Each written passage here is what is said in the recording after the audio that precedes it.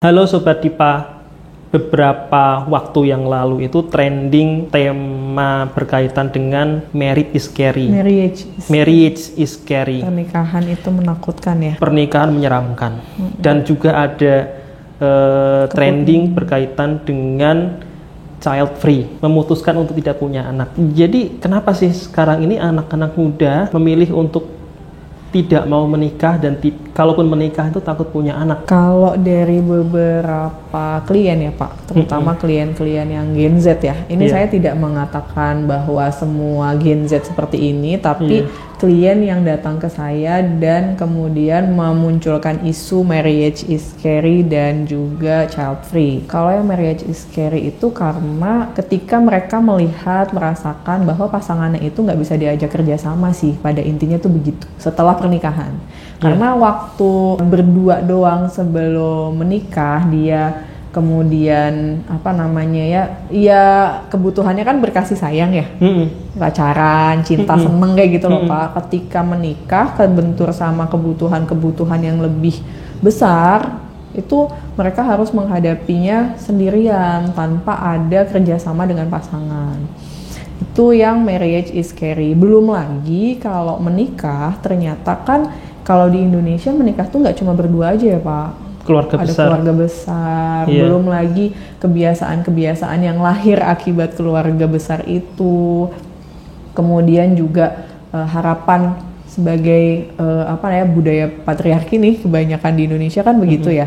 Perempuan itu kan pengennya diayom diayom dulu nih, dilindungi sama si laki-laki. Sedangkan laki-lakinya merasa perempuan itu miliknya. Paham nggak sih Pak? Perempuan itu milik. Dia cinta atau enggak, yang penting itu milik gitu kan. Nah ketika milik itu kan mau diapa-apakan terserah laki-laki dong. Nah itu yang kemudian membuat beberapa generasi Z yang modern ini tuh kayaknya kok tidak berbanding sepadan gitu. Itu kemudian juga penderitaan yang dihayati dan diperparah dengan standar-standar dari media sosial Pak. Itu yang membuat marriage menjadi scary ya. Marriage is scary. Kita bahas satu persatu dulu ya. Marriage is scary itu jauh sebelum itu bisa jadi berangkat dari latar belakang dia, di mana dia mengalami trauma tentang pernikahan sih. Pernikahan bapak ibunya, pernikahan yang dia simak ya. Bisa jadi berkaitan dengan pernikahan bapak ibunya atau referensi konsep pernikahan di sosial media yang menakutkan. Saya sebagai perempuan harus menyatakan ini ya Pak. Di media sosial itu lebih banyak yang kelihatan menderita itu perempuan. Padahal dalam dunia nyata kan kalau laki-laki tidak bercerita ya Pak. Laki-laki itu biasanya langsung ada tindakan tapi tidak bercerita. Sebetulnya laki-laki juga bisa menderita Pak.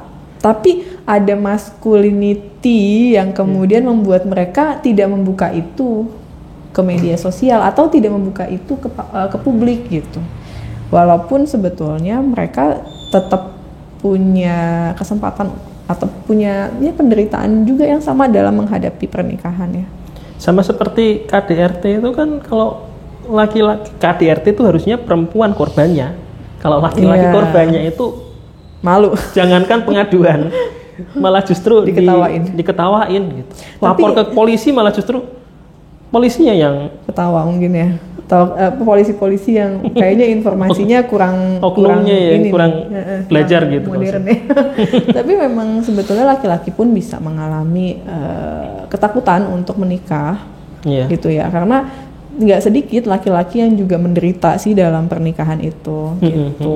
Paling itu dulu kali ya. Cuma ya lagi-lagi namanya pernikahan itu kan kalau di agama Islam ya, sebagai muslim ya, itu kan sampai disebut sebagai separuh din.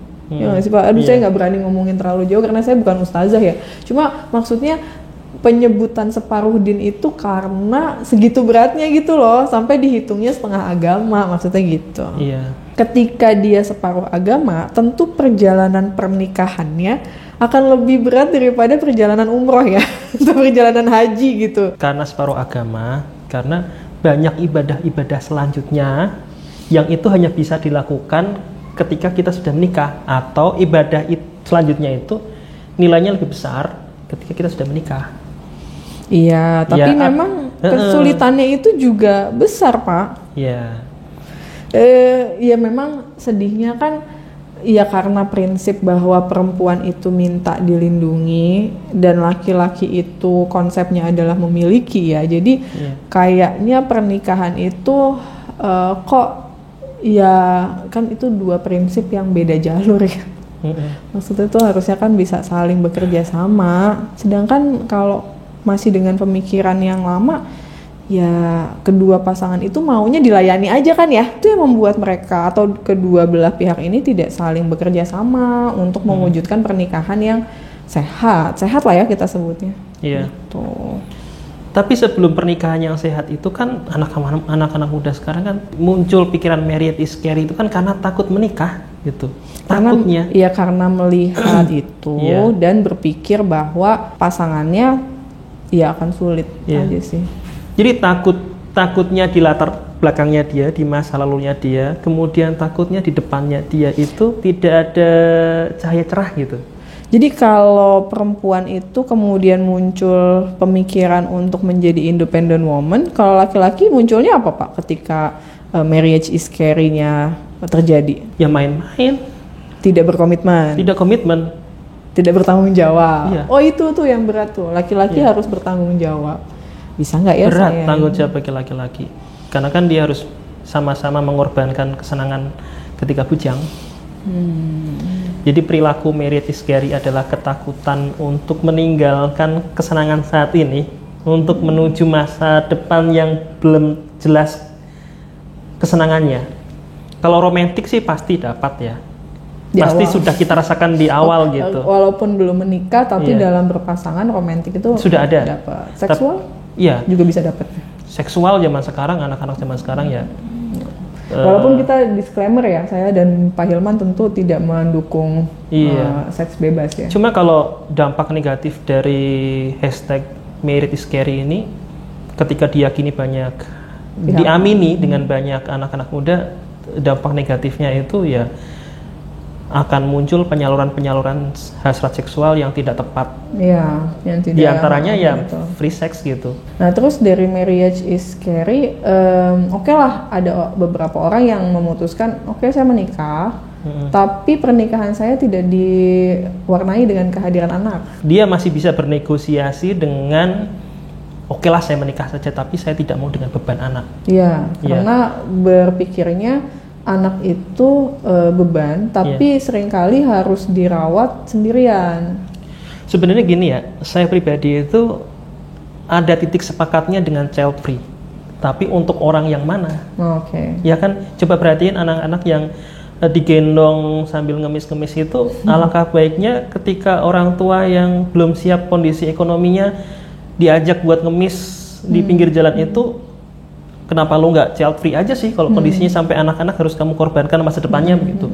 Tapi untuk orang-orang yang mohon maaf ya dia IQ-nya bagus, pendidikannya bagus, kemudian dia menjaga diri, dia belajar. Kamu jangan child free dong gitu. Itu potensimu bagus kalau kamu punya anak, dia punya potensi yang besar gitu untuk menghasilkan keturunan yang dengan kualitas baik gitu ya. Bagus, kemudian bisa membesarkan negara ini gitu. Bisa memperbaiki kondisi negara juga dengan keturunan yang baik ya. Jadi saya pribadi itu sepakat child free dengan kondisi orang-orang tertentu. Orang-orang yang sebenarnya secara situasi tidak layak untuk punya anak. Tidak layak menjadi orang tua. Tidak layak menjadi orang tua. Orang tua dengan kondisi yang ngemis-ngemis di jalan itu bisa jadi anaknya 7 atau 8. Satunya dilempar ke sana, satunya dilempar ke sana buat minta-minta jualan tisu gitu. Saya kasihan anaknya, ada yang kemarin saya lihat belum ada 6 bulan diajak ngemis, atau enggak kasihan itu anaknya, kepanasan, malam kedinginan, kena nyamuk, polusi udara. Tidak diberi nutrisi yang baik, tidak boro-boro berpikir masalah privilege. Sementara di luar sana ada anak kecil yang sudah distimulasi untuk sudah dikasih warisan ini itu dan mereka semua nanti akan ditemukan di usianya yang sama-sama 30 tahun atau 25 tahun untuk bersaing kan. Iya. Jadi memang kalau individu ini punya pendidikan yang baik, punya jaringan yang bagus gitu ya, punya IQ yang bagus, dia sekolah di tempat yang bagus, harusnya orang-orang seperti ini malah percaya diri untuk punya anak ya. Karena dia bisa juga tuh menggunakan finansial yang dia punya untuk merekrut mungkin atau bertanya kepada para profesional gimana cara mendidik anak, mengasuh anak, atau malah meng-hire suster-suster atau babysitter profesional untuk menstimulasi anaknya, ya nggak sih Pak? Tapi justru konsep child free ini muncul dari teman-teman kondisi seperti itu. Yang menengah itu ya, yang menengah. Yang secara kognitif dia pinter Pak, karena dia bisa melihat masa depan bahwa ini akan sulit, tapi keputusannya, pengambilan kesimpulannya jadi kayak keliru gitu loh. Di sisi lain teman-teman yang hahong gitu ya, malah bodo amat punya anak berapa gitu.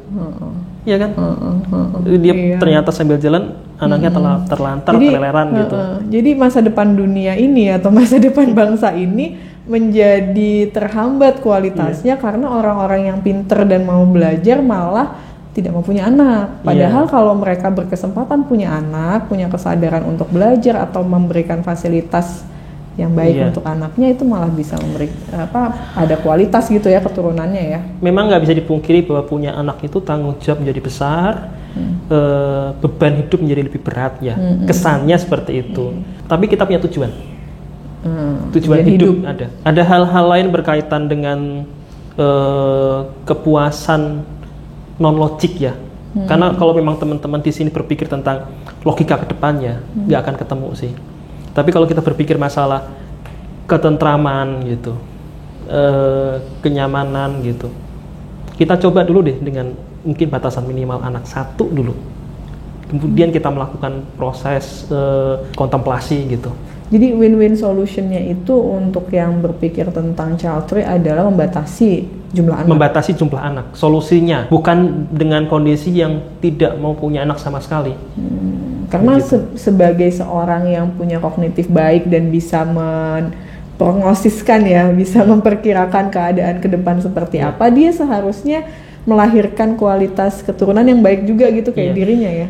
Sekarang begini, kita punya pemikiran yang bagus, kita punya konsep yang bagus.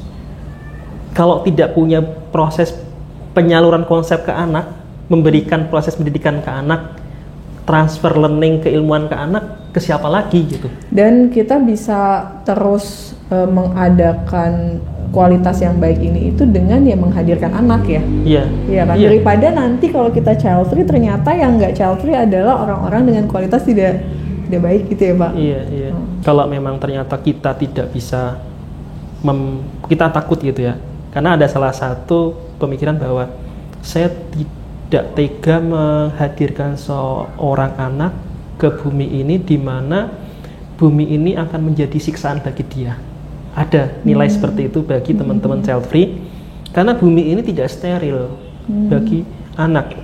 Saya tidak tega anak saya nanti datang ke bumi dalam kondisi yang membuat dia menderita. Padahal harusnya dengan kualitas dia yang bagus secara kognitif, finansial, kemudian kematangan emosi, dia bisa membantu anaknya, mengkondisikan anaknya untuk punya modal menghadapi dunia yang tidak baik itu gitu ya. Daripada orang-orang yang sama sekali tidak memikirkan itu, tidak belajar tentang itu dan ya punya anak seperti tanpa berpikir gitu ya. Kalau membuat anak steril dari penderitaan itu nggak mungkin. Nggak mungkin sih. Nggak mungkin. Iya, nggak mungkin. Justru terkadang ketangguhan yang hadir karena menghadapi situasi tidak steril. Jadi pelaut yang handal itu lahir dari kondisi ombak yang besar. Laut yang tidak tenang. Laut yang tidak tenang. Jadi permasalahannya itu teman-teman yang takut tentang anaknya akan menderita itu kalau memahami konsep itu ya akan sulit gitu. Kita perlu pahami, kita perlu ubah pola berpikirnya bahwa tugas kita bukan menghilangkan rasa sakitnya anak, tetapi mendampingi anak untuk tumbuh optimal. Jadi kalau balik lagi ke marriage is scary, sebaiknya seseorang menikah atau enggak Pak? Atau gimana? Memutuskan menikah itu harus seperti apa? Agama Islam itu membuat hukumnya jelas untuk beberapa hal pernikahan ya. Beberapa hal kecuali pernikahan. Pernikahan itu bisa hukumnya mulai dari halal wajib sampai ke haram. Kalau yang lain kan jelas ya, judi nggak boleh kan gitu kan, mencuri nggak boleh. Tapi pernikahan itu bisa punya hukum yang variatif gitu, tergantung kita. Dari haram menjadi wajib itu butuh effort di kitanya dulu. Bagaimana menyikapinya ya, berarti kita mempersiapkan diri dulu. Tapi mindset kita harus kita kelola dulu. Kalau kita sudah berpikir bahwa marriage is scary, sumber referensi kita untuk sosial media dan sebagainya, pemikiran kita ya akan di situ. Karena sebetulnya sebagai individu itu pasti akan membutuhkan orang dekat sih Pak. Perlu dukungan sosial gitu ya, perlu berpasangan gitu, itu pasti sih, pasti. Tidak mungkin manusia itu hidup soliter, sendirian tuh nggak mungkin. Cuma memutuskan untuk mengambil komitmen dalam pernikahan itu ketika menemukan orang yang pas, inilah yang kemudian diperlukan keberanian, diperlukan kesiapan, diperlukan kesadaran, kayak gitu Pak. Beberapa temen yang memutuskan untuk tidak mau menikah itu kan usia 30 dia sudah survei panti jompo. Karena dia ngerasa ya nanti yang rawat saya ya di panti jompo begitu. Cuma masa depan itu kan tidak melulu tentang ketika kita pensiun dirawat oleh siapa, ya kan. Proses kita menuju pensiun itu kan panjang banget. Proses menuju pensiun ini ada kebahagiaan-kebahagiaan kecil yang bisa kita dapatkan ketika kita menikah lalu punya anak. Akan lebih, tapi ya memang harus dengan orang yang tepat sih Pak. Itu ya yang kemudian seringkali dianggap menjadi hambatan untuk mendapatkan pernikahan yang sejahtera, yang sehat. Itu kesulitan mendapatkan orang yang tepat. Itu sedihnya tuh begitu. Tapi memang ya orang yang tepat ini kayaknya juga dibangun ya Pak. Kepribadian yang sehat itu kan dibangun ya. Siapa sih manusia yang nggak punya luka gitu, trauma gitu ya? Mungkin ada sih yang minimal yang minimal ada, tapi nggak mungkin nggak ada gitu. Nggak mungkin orang itu hidup steril tadi yang kayak kata Bapak bilang, kan nggak mungkin. Cuma bagaimana kemudian orang itu menyadari pentingnya belajar, memperbaiki diri gitu ya, kemudian juga memahami bagaimana pola hidup yang sehat, pernikahan yang sehat gitu ya, itu kayaknya yang bisa membantu sih. Mau nggak mau ya lagi-lagi belajar ya Pak. Belajar, kemudian kita perlu membatasi informasi-informasi di sosial media yang menunjukkan bahwa segala sesuatu hal itu mengerikan ketika kita menikah, atau informasi berkaitan dengan perceraian, kemudian KDRT di sosial media itu kita perlu batasin gitu. Tapi memang tidak semua informasi di media sosial itu harus kita serap sih Pak. Kan ada tuh istilah baru yang sama Oxford baru ditemukan di 2023 atau 2024 gitu ya, tentang brain rot, kerusakan otak ya, pembusukan otak. Itu kan terjadi karena otak kita terlalu banyak mendapatkan informasi receh, sampah gitu, receh yang kemudian sebetulnya menjadi sampah, tapi dia memenuhi sehingga otak kita tuh kepenuhan, bahkan mengalami ada beberapa otak yang peradangan gitu, karena media sosial membuat kita banjir. Algoritmanya itu ketika kita menonton berita-berita masalah KDRT, itu yang disajikan nanti KDRT baru itu membuat perspektif baru bahwa oh dunia di luar tuh banyak KDRT loh, sehingga kita itu takut untuk menikah. Iya, karena concern kita akan ada di satu tema itu aja. Dianggap oleh mesin pencarian itu kita tertarik karena kita memberikan concern, menyimaknya itu lebih lama dibandingkan tema lain, lalu dia akan mengulang-ulang tuh si algoritmanya itu tuh. Sehingga akhirnya kita dipenuhi dengan informasi tema yang itu. Tapi ternyata kan jadi alih-alih daripada kita melihat berita-berita KDRT, berita-berita tentang konflik suami istri, lebih baik kita melihat, mencari info tentang bagaimana menjadi suami atau istri yang baik, bagaimana kita menjadi diri yang baik bagi pasangan. Jadi sebetulnya di diri kita sendiri juga harus ada upaya memilah sih Pak. Memilah informasi. Betul, memilah informasi dan membatasi diri dari video-video yang terlalu pendek sih. Kalau kita ya punya akun media sosial, kita kayaknya perlu memilah tuh mana memang informasi yang harus kita tangkap, kita dalami, kita selami, kita simak, dan mana yang memang ya kadang kan kita perlu bodo amat ya, tidak peduli gitu ya, tidak kemudian mengambil fokus terlalu panjang, terlalu dalam dengan satu informasi gitu. Teman-teman yang nanti akan menikah, tenang aja, ketika sudah menikah ada permasalahan-permasalahan tuh di luar sana nanti akan ada konselor pernikahan, ada psikolog, ada orang tua yang bisa membantu menengahi permasalahan atau teman yang bisa diajak diskusi. Ya, jadi proses untuk menyikapi problem yang dihadapi itu tuh tetap ada. Kalau misalnya memang kita dengan emosional yang lebih stabil, tentu kita akan lebih jernih sih untuk mencari resolusi konflik kalau terjadi pertikaian, konflik, pertengkaran gitu. Jadi ibaratnya anak belajar naik sepeda, takut naik sepeda, terus karena jatuh. Tapi kan belum tentu jawabannya adalah tidak usah naik sepeda. Tidak usah belajar naik sepeda. Itu. Jadi terkadang dulu zaman saya itu begini. Dulu kan belum ada komputer. Beli komputer dulu nanti bisa. Ngerti maksudnya? Beli sepeda dulu nanti bisa gitu. Iya, tapi memang karena informasi yang banyak, terus juga kemudian kan kognitif yang kemudian bisa memprognosa tadi itu ya Pak, memperkirakan kegagalan-kegagalan yang terjadi. Ya ini yang kemudian menghambat. Tapi ya sebaiknya kalau Anda berkualitas baik, menikahlah dan punya anak lah gitu ya. Karena daripada dunia ini diisi oleh mereka yang sembarangan menikah dan sembarangan punya anak, lebih baik dengan kita yang berhati-hati melangkah, kemudian memperbaiki punya kesadaran belajar, memperbaiki diri, mempertahankan kualitas gitu loh yang dibutuhkan sama dunia. Mungkin itu ya. Mungkin itu podcast hari ini berkaitan dengan marriage is scary dan child free. Semoga bermanfaat.